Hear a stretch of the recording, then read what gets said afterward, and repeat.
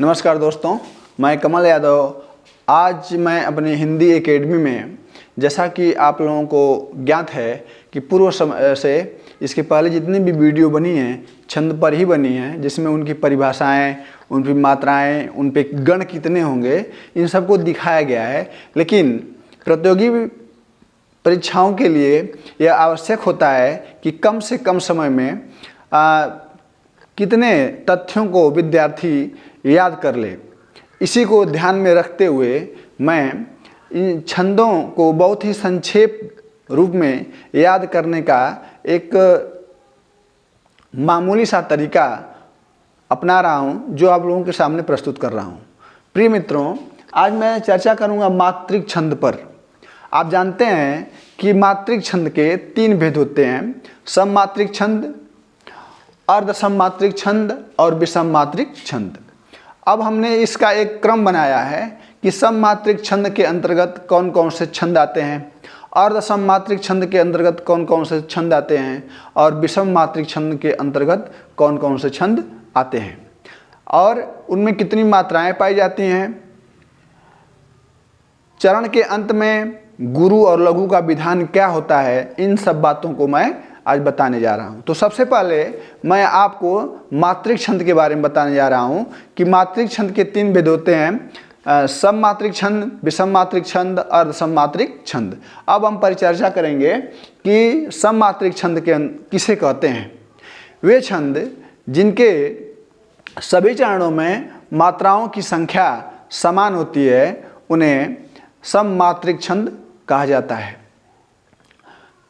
जैसे इसके अंतर्गत जो है कितने छंद आएंगे, इनकी मैं गणना करा रहा हूं।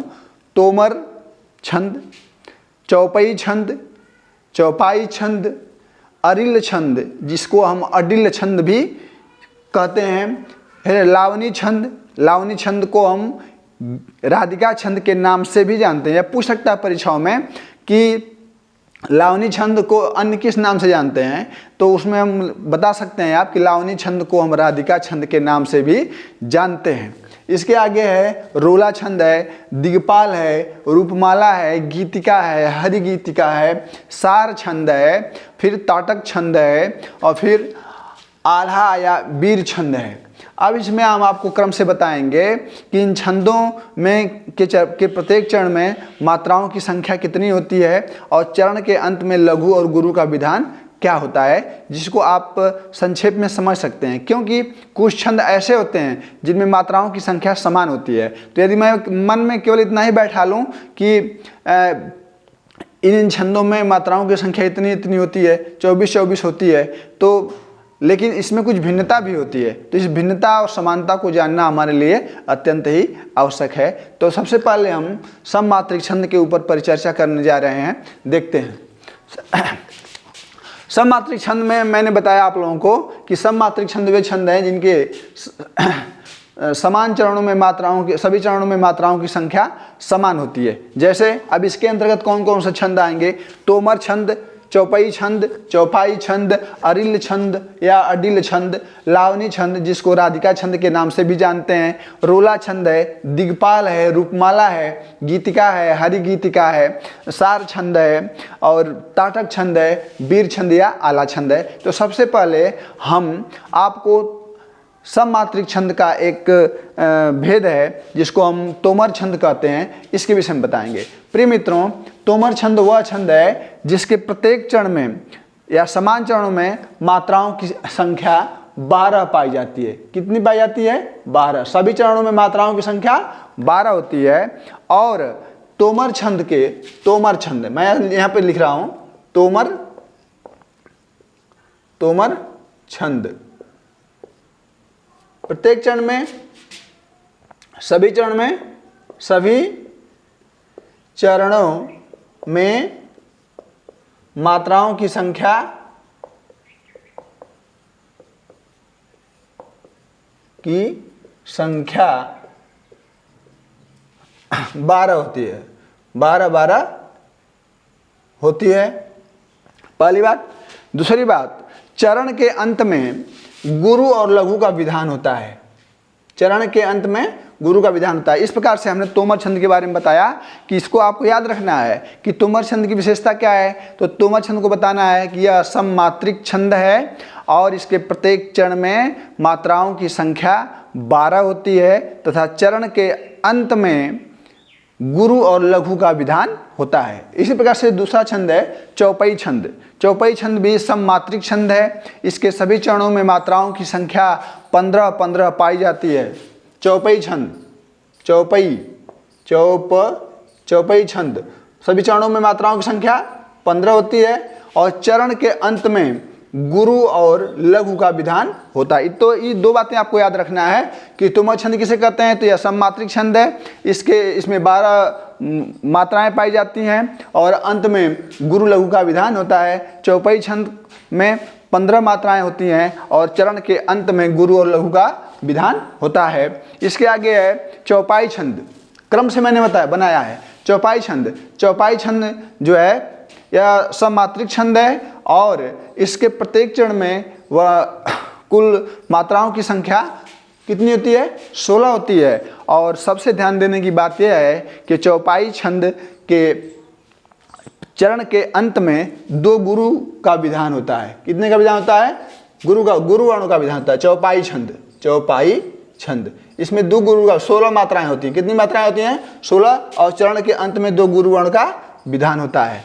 इसके अतिरिक्त है अरिल छंद। अरिल छंद को जो है हम अडिल छंद भी कहते हैं। इसमें मात्राओं की संख्या कितनी है, 16। अरिल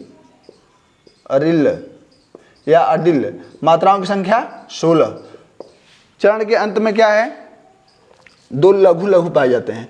अब देखिए हम आपको एक बात बताने जा रहे थे कि अगर आप केवल इतना ही रख लें कि चौपाई छंद में मात्राओं की संख्या 16 और अरिल या अडिल छंद में भी मात्राओं की संख्या 16, तो इसमें आप दिग्भ्रमित हो सकते हैं। पहचान कैसे करेंगे कि जब चौपाई छंद में भी मात्राओं की संख्या 16 है और अरिल या अडिल छंद में भी मात्राओं की संख्या 16 है, तो इनमें से कौन चौपाई छंद है और कौन सा अरिल या अडिल छंद है। तो इसके लिए यह ध्यान रखना होगा कि यदि चौपाई में चरण में मात्राओं की संख्या 16 है किंतु चरण के अंत में 2 गुरु वर्ण हैं, तो वह जो है चौपाई छंद कहलाएगा। यदि जिस छंद में मात्राओं की कुल संख्या 16 है परंतु अंत में चरण के अंत में 2 लघु का विधान है, तो वहाँ पर वह कौन सा छंद हो जाएगा, अरिल या अडिल छंद हो जाएगा। तो इसको आपको याद रखना होगा कि चौपाई और अरिल या अडिल छंद में मात्राओं की संख्या 16 होती है परंतु चौपाई छंद के चरण के अंत में 2 गुरु वर्णों का विधान होता है और अरिल या अडिल में भी मात्राओं की संख्या 16 होती है परंतु इसमें चरण के अंत में 2 लघु वर्ण का विधान होता है। इसी प्रकार से आपका है लावनी छंद। क्या है, लावनी। इसको याद रखिए आप, क्या दिया है, लावनी छंद। लावनी के बारे में बताने जा रहा हूं आपको। लावनी छंद, लावनी छंद यह भी कौन सा छंद है, लावनी छंद भी एक सममात्रिक छंद है। पूछ सकता है कि लावनी छंद किस छंद के अंतर्गत आता है, मात्रिक छंद के अंतर्गत आता है या कौन सा मात्रिक छंद है, तो सममात्रिक छंद है। इसकी विशेषताएं क्या है। पहला प्रश्न ये कर सकता है कि लावनी छंद को अन्य किस नाम से जानते हैं। लावनी छंद को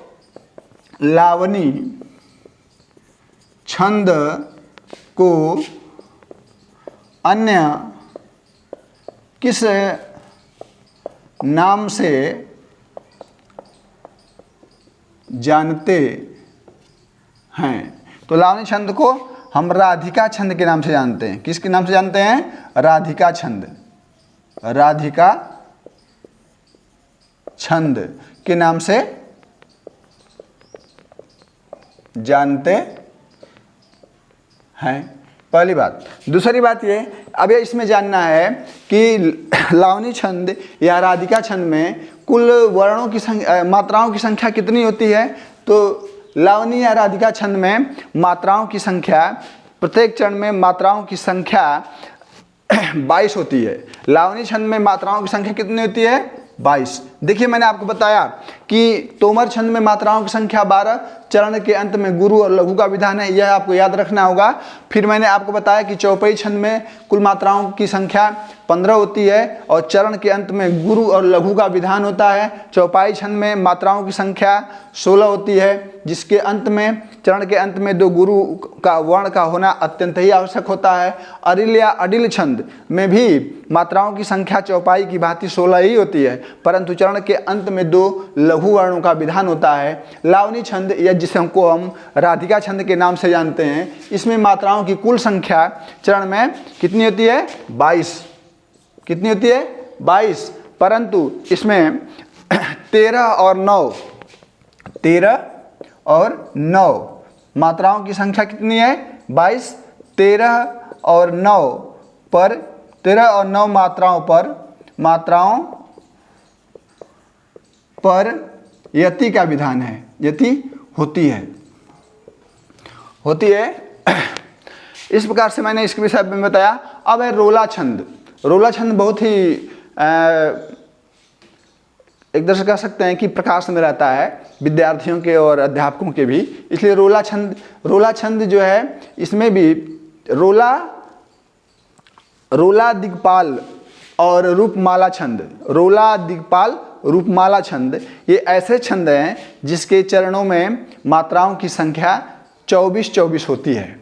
रोला दिग्पाल और रूपमाला छंद में मात्राओं की संख्या 24 होती है। यदि इस बात को हम अपने दिमाग में बैठा लें कि रोला दिग्पाल और रूपमाला में मात्राओं की संख्या कितनी होती है, तो 24 होती हैं और यह सम मात्रिक छंद है।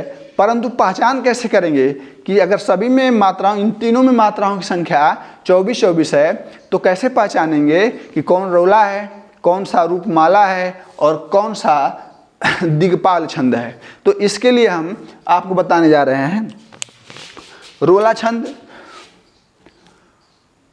छंद जिसमें मात्राओं की संख्या 24। रोला छंद में मात्राओं की संख्या 24।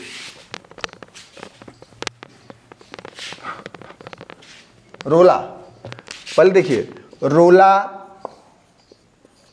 रूपमाला और दिग्पाल, ये 3 छंद हैं जिसमें कुल मात्राओं की संख्या कितनी होती है?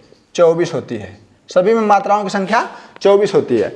अब इसको तो हमने रट लिया कि रूपमाला में रोला, रूपमाला और दिग्पाल में मात्राओं की संख्या 24 होती है, परंतु यदि हमारे सामने परीक्षा में आ जाए और हम गणना कर लें कि मात्राओं की संख्या 24 होगी तो रोला होगा और मात्राओं की संख्या 24 होगी तो रूपमाला भी हो सकता है, मात्राओं की संख्या यदि 24 है तो दिग्पाल भी होगा, परंतु स्पष्ट कैसे करेंगे कि कौन सा दिग्पाल है, कौन सा रोला है और कौन सा रूपमाला है? तो सबसे पहले इसकी पहचान का मैं तरीका बताने जा रहा हूँ आप लोगों के सामने कि रोला छंद है। क्या है?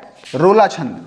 देखिए, रोला छंद, सबसे पहले रोला को मैं बता रहा हूँ। रोला जिसमें कुल मात्राओं की संख्या 24 होती है।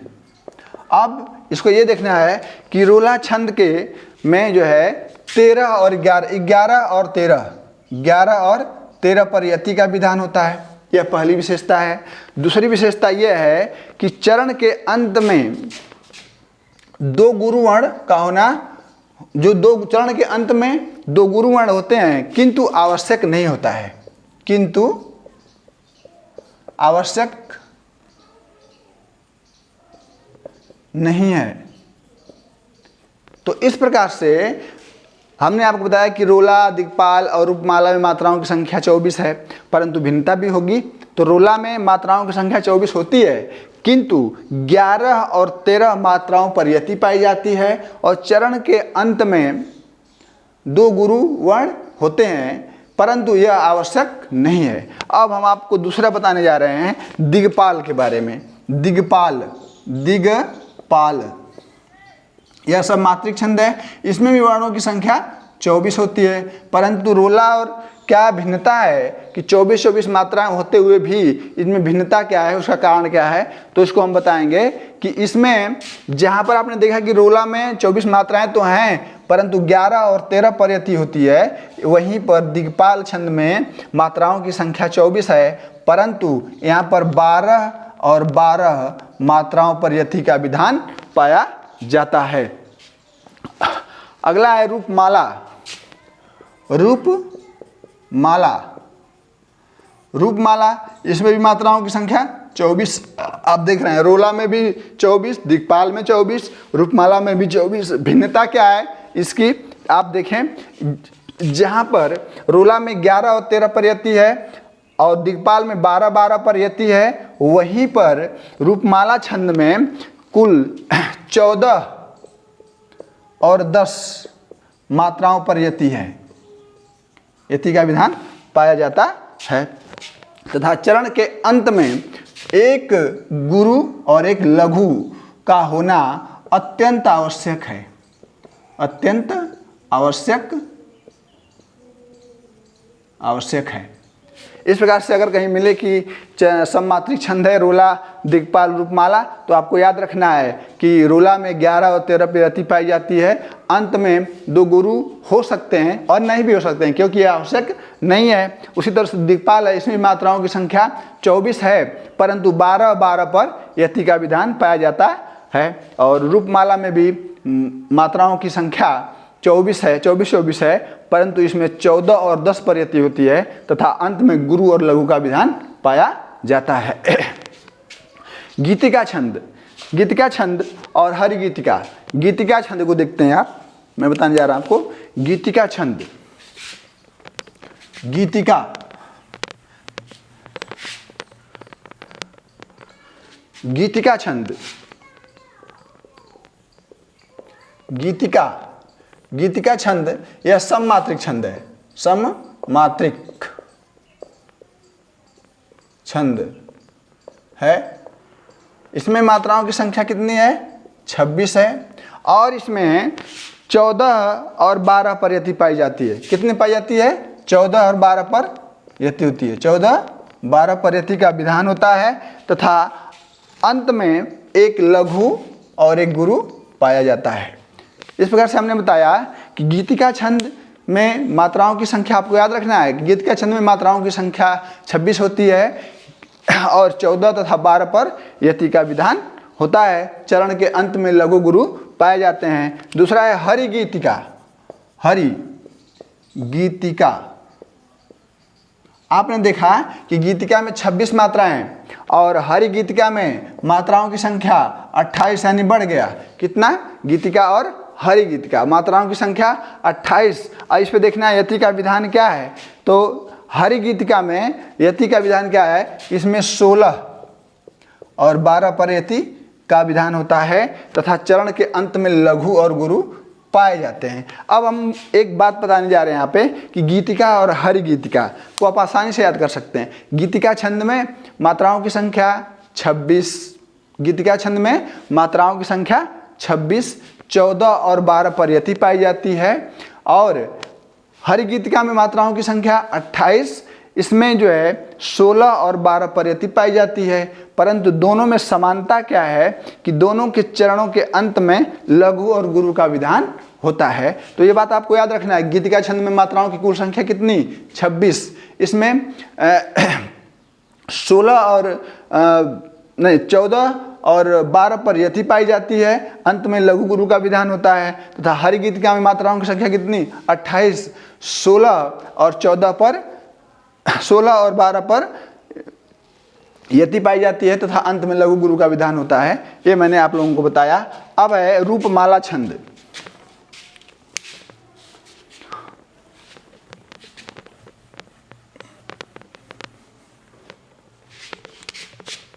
रूपमाला यह भी क्या है? सममात्रिक है, सममात्रिक छंद है और इसमें सॉरी मैं गलत बता दिया क्योंकि रूपमाला, दिक्पाल और रोला में मैं पहले ही परिचर्चा कर चुका हूं, इसलिए अब मैं चर्चा करने जा रहा हूं सार छंद। सार छंद में मात्राओं की संख्या इसमें भी 28 है। कितनी है? 28 है। लेकिन यहाँ पर 16 और 12 पर, इसमें 16 और 12 पर यति पाई जाती है सार छंद में। अगला है, तो आप इस तरह तैयार कर सकते हैं कि हरि गीतिका और सार छंद में मात्राओं की संख्या 28 होती है, 16 और 12 पर यति होती है हरि गीतिका में, तथा अंत में लघु गुरु का विधान होता है। अब है ताटक छंद। क्या है? ताटक छंद। यह सममात्रिक छंद है, सममात्रिक छंद है। मात्राओं की संख्या बराबर 30। ताटक छंद में मात्राओं की संख्या 30, 16 और 14 पर यति पाई जाती है। 16 और 14 पर यति का विधान किया गया है, तथा चरण के अंत में 3 गुरुवर्ण पाए जाते हैं, आवश्यक होते हैं। तो इस प्रकार से हमने आपको बताया कि ताटक छंद सममात्रिक छंद है, पहला क्वेश्चन। दूसरी बात, इसमें मात्राओं की संख्या कितनी है? तो 30 है, 16 और 14 पर यति पाई जाती है, तथा चरण के अंत में 3 गुरुवर्ण का होना अत्यंत ही आवश्यक होता है। इस प्रकार से एक छंद और है जिसे वीर छंद या आल्हा छंद के नाम से जानते हैं। वीर छंद या आल्हा छंद में मात्राओं की संख्या 31 कितनी होती है? 31, जिसमें 16 और 15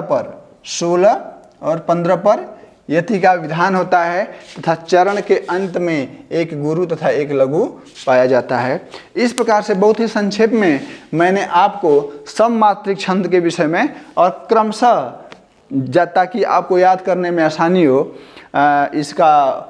इसको मैंने लिखा, इसकी व्याख्या भी किया जो आप लोगों के सामने है। अब इसके बाद मैं अर्ध सममात्रिक छंद पे परिचर्चा करूंगा। सममात्रिक छंद वे होते हैं जहाँ पे सभी चरणों में मात्राओं की, समान चरणों में मात्राओं की संख्या समान होती है, और जिसके अंतर्गत तोमर, तोटक, चौपाई, गीतिका, हरि गीतिका, रूपमाला, लावनी छंद या राधिका छंद, दिग्पाल गीतिका, हरि गीतिका, सार छंद, वीर छंद या आल्हा छंद और ताटक छंद आते हैं। और इसके बारे में मैंने बताया। अब मैं अर्ध सममात्रिक छंद के बारे में बताऊंगा। अर्ध सममात्रिक छंद वे छंद होते हैं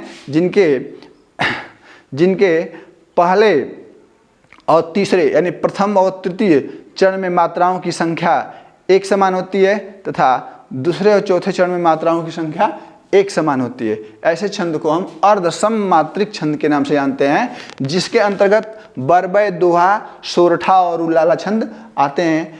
इसके बाद हम अगली वीडियो में हम अर्ध सममात्रिक छंद के ऊपर परिचर्चा करने जा रहे हैं। इन्हीं शब्दों के साथ मैं अपनी वाणी को विराम देता हूं, और साथ ही साथ आपसे आग्रह करता हूं कि आप लोग हमारे चैनल को लाइक, शेयर, सब्सक्राइब करें, तथा वीडियो को शुरू से लेकर अंत तक देखें और बेल आइकन को दबाना न भूलें। इन्हीं शब्दों के साथ वाणी को विराम देता हूं। धन्यवाद।